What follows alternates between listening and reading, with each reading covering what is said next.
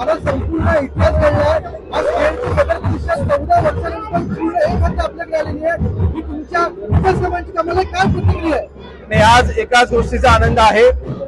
जवळपास 14 वर्षानंतर खेड नगर परिषदेवरती शिवसेनेचा भगवा पुन्हा एकदा फडकलेला आहे आणि फक्त भगवा झेंडा नाही तर महायुतीच्या मार्फत 21-0 सर्व नगरसेवक आणि नगराध्यक्ष हे खेड नगर परिषदेमधील जनतेने निवडून दिलेले आहेत। मी सर्व जनतेचे मनापासून आभार मानतो।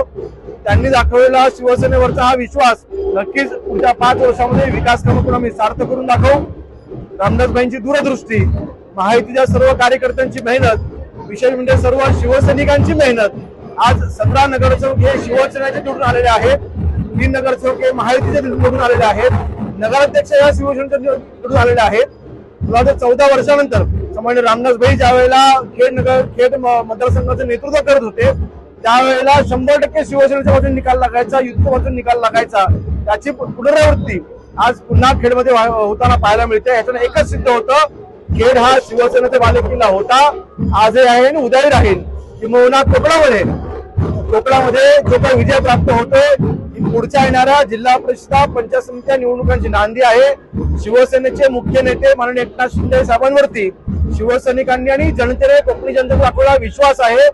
मी हेच म्हणेन, येणाऱ्या मुंबईच्या महानगरपालिकांच्या निवडणुकांची विजयाची नांदी ही कोकणात सुरू झालेली आहे आणि त्याचा पुनरावृत्ती नक्कीच मुंबईच्या विजयामध्ये आपल्याला दिसेल। खेड नाही तर दापोली आणि चिपळूणमध्ये पण शिवसेनेचा भगवा फडकताना पाहायला मिळतोय, त्यावर काय प्रतिक्रिया आहे? रत्नागिरी जिल्ह्यामधील खेड असेल, चिपळूण असेल, रत्नागिरी असेल, हे शिवसेनेचे बालेकिल्ले पुन्हा एकदा शिवसेनेने काबीज केलेले आहेत। मी सर्व विजय उमेदवारांचं मनापासून अभिनंदन करतो।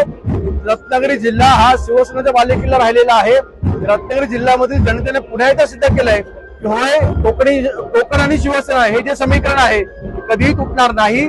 वंदनीय हिंदू सम्राट शिवसेना म्हणून बाळासाहेब ठाकरे यांच्या विचारांना चालणारा शिवसैनिक जो कोकणामधला आहे, जो मुंबईत आहे, येणाऱ्या मुंबईच्या महानगरपालिकांच्या निवडणुकीमध्ये देखील नक्कीच ह्याची पुनरावृत्ती करून दाखवेल।